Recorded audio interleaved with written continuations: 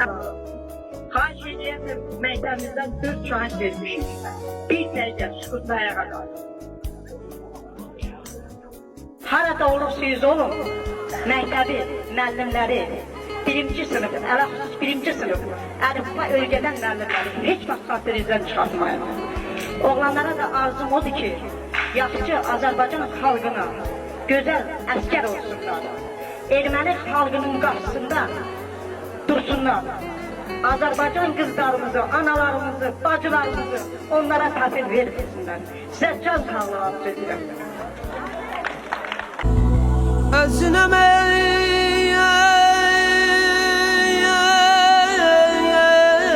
yaxar gedər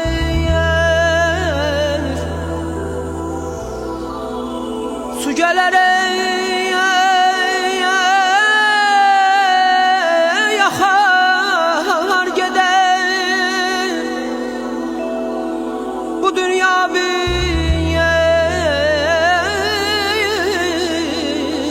pəncərədir hər gələn baxar gedər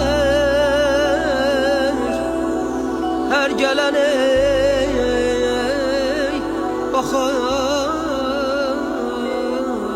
gedər kimlər gəldi kimlər getdi